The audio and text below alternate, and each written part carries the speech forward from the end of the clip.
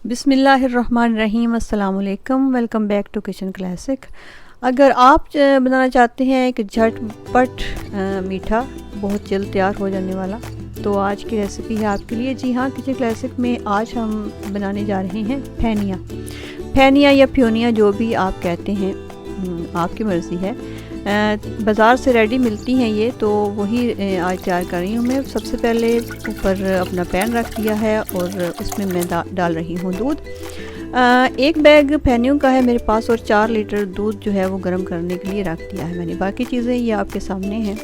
ये है एक बैग फैनियों का जो कि तैयार मिलती हैं और झटपट रेडी हो जाती हैं। अपने दूध गर्म करके उसमें डालना है और कुछ भी नहीं करना। चीनी है और बाकी ये जो कुछ ड्राई फ्रूट्स है मेरे पास।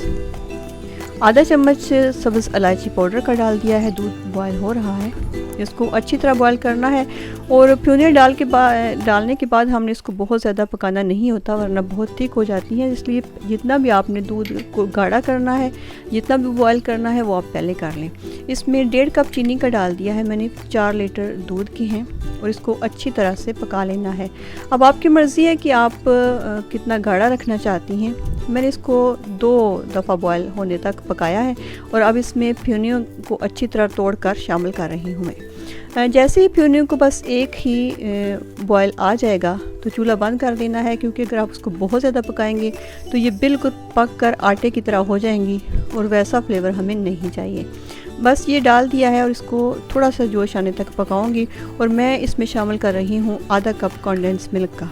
आपकी मर्ज़ी है, आपके पास है तो, या आप पसंद करते हैं तो आप डालें। वैसे अगर आप डाल लेंगे तो ये एक बहुत ही अच्छा सा टेक्सचर आपको मिल जाएगा। फ्यूनिया हो चुकी है हमारी बिल्कुल रेडी, ये देख रहे हैं आप। और आपने ये देखना है कि अभी ये जब ठंडी हो जाएंगी तो ये मज़ीद गाढ़ी होने वाली हैं, इसलिए इस तरह का थोड़ा पतला टेक्सचर हो तो चूल्हा आपने बंद कर देना है।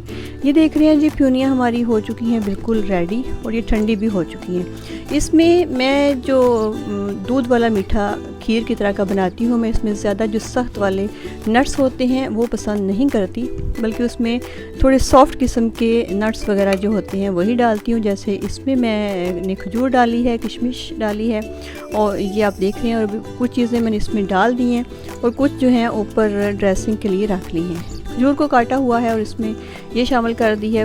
बादाम बहुत बारीक कतले की तरह काट के ऊपर स्प्रेड किए हैं, किशमिश लगाई है।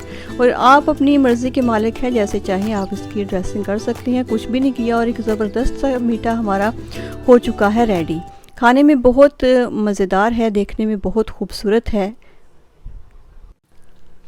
अगर आपको भी फैनिया पसंद है तो ज़रूर ट्राई कीजिएगा इसी तरीके से।